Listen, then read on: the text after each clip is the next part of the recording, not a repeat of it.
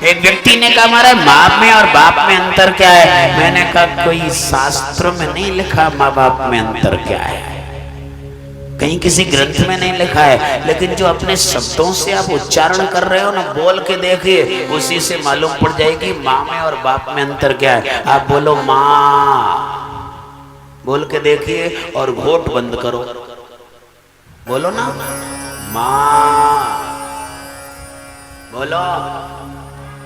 माँ कहना ही ना जानते तो बोलेंगे तो मम्मी चल रही है, बात करो मम्मी, पापा, डैडी। आज बहुत हाई क्लास के लोग हो, डैडी कहवे लग जाए तो फूल के कुप्पा है, यहाँ तो भाई मैं डैडी बन गया हूँ। जबकि संतान हमारा इतना घोर अन्याय कर रही है, इतना अपमान कर रही है, इतने अभद्र शब्दों का प्रयोग कर रही है, और हम भूले नहीं समझ रहे, हम तो मम्मी बन गए, डैडी बन गए, और संतान तुम्हारा अपमान कर रही है, ऐसे अभद्र शब्दों का प्रयोग कर रही है। कभी कोई पढ़ा लिखा बच्चा से निवेदन कर रहा हूँ, कोई डैडी का अर्थ समझा सकता है? डैडी किसे कहते हैं? इंग्लिश का शब्द है ना, तो समझाना है डैडी का मतलब क्या है। जी हमारा बच्चा ही समझा गया, भाई बड़ा पढ़ा लिखा है, खूब पढ़ा है, मरा हुआ, सिट डाउन। अब मम्मी को कोई अर्थ समझा सके? जो डैडी को डैडी भाई ने समझा, मम्मी को इधर भाई समझा। कोई है पढ़ी लिखी कोई बच्ची मम्मी को अर्थ समझा सके? मम्मी, हाँ वाह।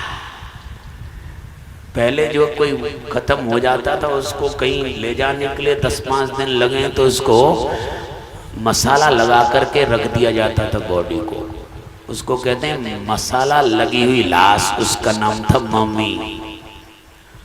मसाला लगी हुई लाश, यानी कितना अभद्र शब्द का प्रयोग कर रहा है बेटा, गाली दे रहा है माँ को, और हम फूल के कुप्पा रहे, बड़े खुश है रहे, अब तो मम्मी बन गए। कऊ संतन की सानिध्य में जाए के बच्चा सीख आए हो कि महाराज जी ने कही है मम्मी मम्मी मत कह करो, पापा डैडी मत कहो, पिताजी कहो, माताजी कहो। तो आज को बाप क्या कह रहा, पापा कह रहे हो आजकल जना चल तो डैडी के डैडी है वो में। कितना बड़ा अपमान हो रहा है। डैड का भी मतलब लाश है और मम्मी का भी मतलब लाश है, मरी हुई बॉडी को कहा जाता है। इतना अभद्र शब्द का प्रयोग कर रही है आज हमारी संतान, और हम बड़े खुश हो रहे हैं। अब हुआ क्या है, हो क्या रहा है? क्योंकि हम पहले खुद गलत हैं, क्योंकि आज अपने बच्चों को ही कॉन्वेंट स्कूल में पढ़ा रहे हैं कि मेरा बच्चा थ्रू आउट इंग्लिश बोले। लेकिन कोई बता सकता है कि इंग्लिश कहाँ से प्रारंभ होती है? इंग्लिश की शुरुआत कहाँ से होती है और एंड कहाँ से होता है? और हिंदी की शुरुआत कहाँ से होती है और एंड कहाँ से होता है? इंग्लिश कहाँ से शुरू होती है? ए माने एप्पल, यहीं से शुरू होती है ना, एप्पल से शुरू होती है इंग्लिश। और एंड कहाँ होता है? जेड, जेड माने जेब्रा, और जेब्रा कौन है? अंग्रेजों का गधा। यानी इंग्लिश एप्पल से शुरू होती है, गधा बना के छोड़ती है भाई साहब। और हिंदी कहाँ से शुरू होती है? आ माने अनार, लेकिन एंड कहाँ होता है? ज्ञानी, ज्ञान माने ज्ञानी। यानी हिंदी अनार से शुरू होती है, ज्ञानी बना के छोड़ती है भाई साहब। समझ में आ जा तो बजाओ, नहीं रहने दो। इसलिए फूल के ज्यादा मम्मी और डैडी बनने के ज्यादा खुश मत हो। तुम्हारी संतान तुम्हें गाली दे रही है, या को अर्थ समझ में आ जाना चाहिए, इतने अभद्र शब्द बोल रही है। मैया मैया कहता था भगवान, हम ब्रजवासी हैं, भगवान कृष्ण अपनी माँ को मैया मैया कहता था।